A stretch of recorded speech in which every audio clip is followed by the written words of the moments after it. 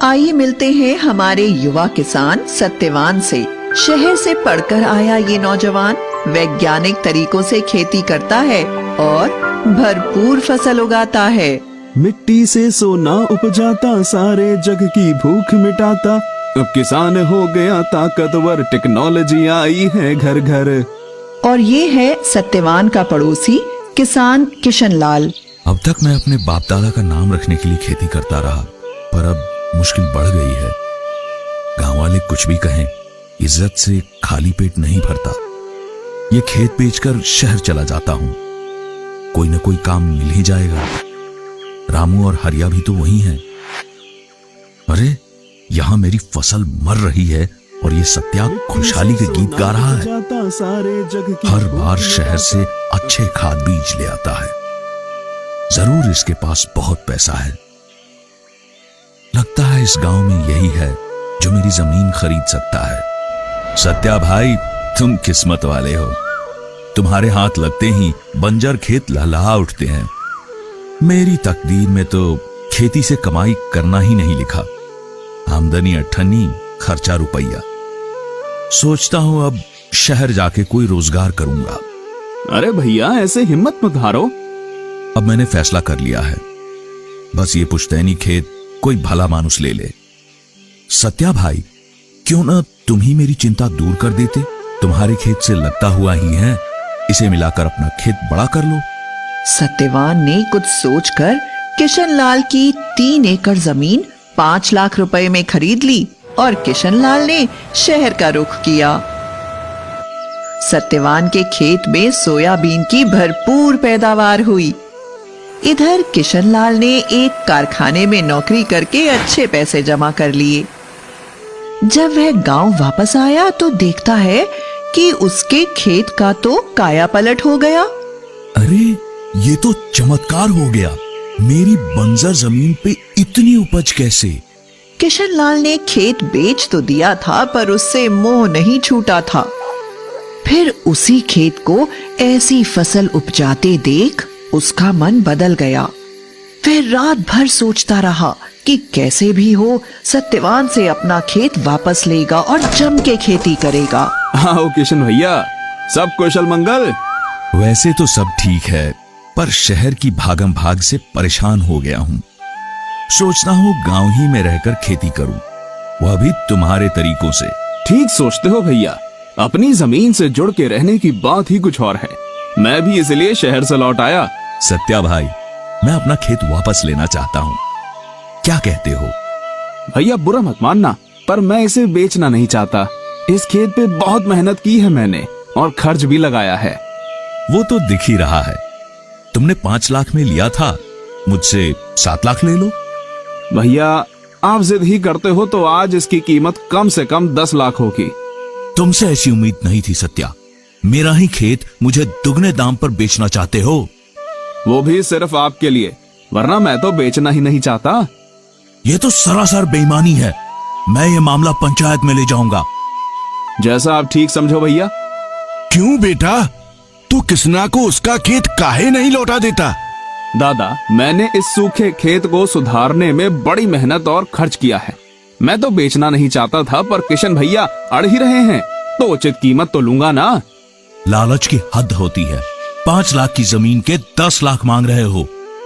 भैया जब जमीन आपके पास थी तो एकड़ की मुश्किल से 4 क्विंटल सोयाबीन होती थी, अब पूरे 9 क्विंटल उतरती है। भैया ऐसा भी हो सकता है क्या? ऐसा भी हो सकता है? अरे मुझे तो यकीन ही नहीं होता। हैं?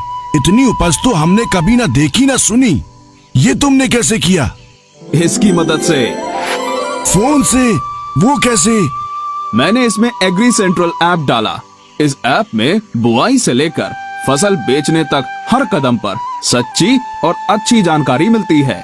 बस मैं एग्री सेंट्रल की सलाह अपनाता गया और पैदावार बढ़ती गई। सरपंच जी, मेरा फैसला। अरे तुम रुको भी। सत्या, ये तो पूरे गांव के लिए फायदे की चीज है, जरा खुल के बताओ। इस ऐप में है मेरे 6 सच्चे साथी। पहला है क्रॉप प्लान।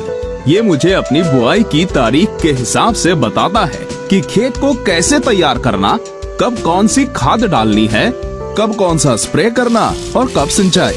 और हाँ, खाद, बीज, दवाई सब के लिए अच्छी गुणवत्ता वाले विकल्प भी सुझाता है। काका, साल दर साल हम एक ही तरह की फसल लगाते हैं। इससे मिट्टी की उत्पादकता कम हो जाती है और रोगों का हमला भी बढ़ता है। एग्री सेंट्रल बताता है कि फसलों का फेरबदल कैसे करें ताकि मुनाफा बढ़े, खेत उपजाऊ बने रहे। पर मैंने तो हर साल अलग फसल लगाई, महंगी खाद और दवा भी डाली, पर ऐसी फसल कभी नहीं हुई। आपको पत्तियां जली हुई दिखाई देती थी तो आप उन पर झुलसा रोग की दवा छिड़कते थे, पर असल में आपके खेत की मिट्टी में कीड़े थे जो फसल को जड़ से खा रहे थे। मुझे इसका पता चला साथी नंबर 2 से, जिसका नाम है क्रॉप केयर। इसमें मैंने पौधे की जड़ों की फोटो डाल दी और इसकी जबरदस्त तकनीक ने बताया कि ये नीमीटोड नाम का कीड़ा है। फिर उसका उपचार भी बताया। आज खेत में कीड़ों का नामो निशान नहीं है। ये सब कर भी लें, पर इंद्रदेव का क्या भरोसा। मेरी फसल अच्छी हुई थी, पर कटाई करके रखी और अगले ही दिन भारी बरसात आ गई, सारा माल खराब हो गया। इसी मर्ज की दवा है मेरा साथी नंबर 3। इसको देख लेते तो तुम्हें अगले 15 दिन के मौसम का पूर्वानुमान मिल जाता और तुम अपनी फसल बचा लेते। अच्छा, अब मैं परिचय करवाता हूँ चौथे साथी मार्केट व्यू से। अच्छी पैदावार लेना ही काफी नहीं, उसको अच्छे भाव पर बेचना भी तो होगा। इसमें सब फसलों के देश भर के भाव और उनके उतार चढ़ाव की जानकारी मिलती है, जिससे मैं तय करता हूँ कि फसल कब और कहाँ बेचनी है। अरे वाह, मैं तो हमेशा अपना धान लाला को ही बेचता था, अब मुझे सही दाम मिलेगा। मेरा 5वां साथी बुलेटिन भी बड़े काम की चीज है। इसमें मैं कृषि जगत की खबरें पढ़ता हूँ। कौन सी नई तकनीक आ रही है, सरकार की कौन सी योजना फायदेमंद है। इसी ने मुझे बताया कि स्प्रिंकलर सेट पर 80% अनुदान है। छठा और सबसे अनोखा साथी है फार्म वॉइस। आप सबने फेसबुक तो देखा ही होगा। समझो ये किसानों का अपना फेसबुक है। इससे मैं दूर दराज के किसानों से जुड़ता हूँ, अपनी समस्याएं साझा करता हूँ और हो सके तो दूसरों का समाधान भी करता हूँ। एग्री सेंट्रल के वैज्ञानिक भी अपनी सलाह देते हैं। ये सब तो अंग्रेजी में होगा, वो हमें कहाँ आती है। नहीं जतिन दादा, ये ऐप हिंदी में भी है। आप अपनी भाषा में पढ़ सकते हो और लिख भी सकते हो। जब ये ऐप इतना सब कुछ देता है तो इसकी कुछ फीस भी तो होगी। नहीं रमेश, ये बिल्कुल मुफ्त है। लाओ, अभी तुम्हारे फोन में डाल देता हूँ। भाई, तुमने वाकई में कमाल कर दिया। ये खेत तुम ही रखो और दिन दूनी रात चौगनी तरक्की करो। तुमने मुझे एग्री सेंट्रल दे दिया, यही मेरे लिए काफी है। मेरे भाई की जमीन परती पड़ी है, उसकी साझेदारी में खेती करूंगा और तुम्हारी तरह खुशहाल किसान बन जाऊंगा। स्मार्ट किसान भैया। लो जी, इन्होंने तो अपना झगड़ा सलटा लिया और गांव वालों को एक खजाने की चाबी भी दे दी। जब हो अच्छी पैदावार हम कैसे माने हार, आ गया है एग्री सेंट्रल लेके खुशियों की बौछार।